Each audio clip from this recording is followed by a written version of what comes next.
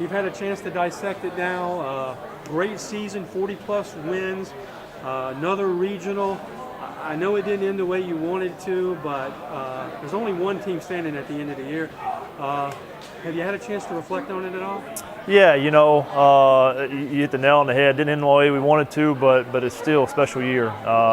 We get the first at-large bid in school history, and it's just a credit to the schedule we put together.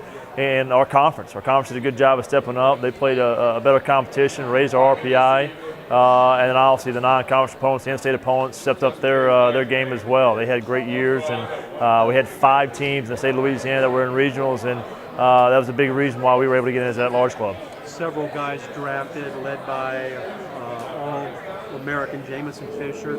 Everybody's seen what he's done since he's gone off the high draft pick, the 4th round. Talk about the losses of players. I mean, baseball every year you're going to have to keep stocking the cupboard, but you had some good guys drafted this year, and guys that meant a lot to this team. No doubt. Probably had arguably the best hitter in the country, and Jamison Fisher we're going to lose, and knew that going into the season. So you don't replace a guy like that. You don't go sign a guy. But hopefully you got enough guys in your program that can carry the load that he's going to obviously leave behind that we need to fill that void with. So, and like you said on the mound, I mean, we lost 4 guys on the mound. All guys in the weekend rotation that were a bulk of our innings. We were over 200 innings, almost 250 innings of what we had. And so there's going to be a lot of inexperience for this club. But the good thing is when you keep a guy like Max Schroller, who's was our Saturday starter. You keep him from the draft. He went late, but still there's always that possibility. It happened with Tate Sino last year where he signed late in the 39th round. The money got right there at the end. So to get that guy back on Friday night and to have that sure 1-2 punch with him and Cade Grenier is going to be huge for this club coming up. Man, I know you don't shy away from playing anybody. You'll play anybody. You'll play him in a parking lot. You'll play him in a barn. You don't care where it's at. That being said, the deck is stacked against mid-major programs. How important was it for Coastal to do what they did in the College World Series? Well, they showed it can be done. If you make the right investment, resource-wise and money-wise, I mean, you hate to bring that up, but that's the reality of it.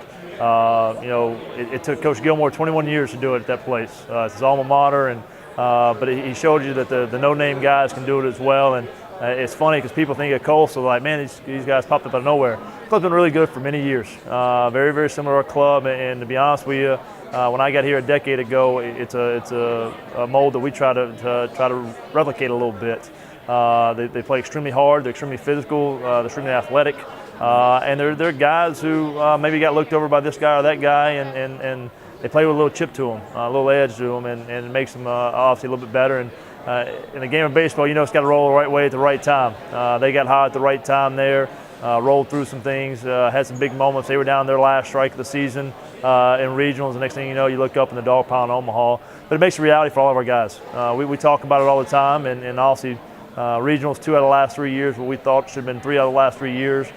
This is becoming more and more reality. We can make this run. Matt, last Friday, me and Angela and Jose loaded up. We went up to Trustman Park in Jackson. We hung out with Brock Hebert. We did an interview with him. Guys like that are out there as part of Southeastern baseball, and they sell that Lion for Life thing every day. Me and Brock talked in the interview about Lion for Life. We talked about you. We talked about Jay. How important is it to have those guys out there in the minor leagues selling Southeastern baseball to everybody they talk to? It's huge for everybody. Not only from our guys getting out there and doing it, but our fan base, our family base, anybody associated with Lion Nation, because we're trying to spread the word. I think that's the biggest thing. Coastal was able to do that. And what they did, they had their 10 years and slowly but surely started getting the name out coast to coast, and people started taking a little bit more notice of who they were. We're trying to do the exact same thing. The more people that we can talk about the Lions, obviously the better, and the more people can recognize and see what we're actually doing. It's pretty special here in Hammond. Matt, you may tell me no comment on this. You may tell me to mind my own business, and if you do, that's perfectly fine. I've been around you long enough to know that you don't mean any harm by it. But a couple of weeks ago, Lion Nation was holding their breath. Yeah. They were sitting on pins and needles. And talk about that process a little bit and where you were in that process. Well, I think to start it off, I think everybody knows the loyalty I have. That's my build. That's the way I was raised, and it's a big part of the reason I'm in the position I'm in now. There were some concerns going in with obviously having to move the family down there, where they're at. academically with their situation. But anytime the alma mater calls, I think you got to go and at least listen and go talk and to have those discussions. And that was probably the main reason why. But my wife and I talked about it. God always has a plan, and always it works out for a reason, one way or the other. And there's just bigger and better things ahead. And I think that's here in Lion Nation. The last question. Let's talk a little bit about 2017. You got fall ball to go through here in a couple months. Your expectations, obviously, as the head guy and as a competitor that you are, your expectations are high. What are you thinking for next year? How you follow that up? I got to be honest with you, I really like the club we got. The club we just finished up was extremely talented, but I tell you, this club that we got, it's going to be seniors, the leadership we're going to have. They got something about them. There's a grit to them. They're the guys that have been overlooked for many, many years. That people, not a whole lot of people gave them the opportunity. And anytime they get their chance and their opportunity, they take advantage of it. So to have that as leadership going into obviously what I still think is a very talented club. We got a lot of unknowns coming in.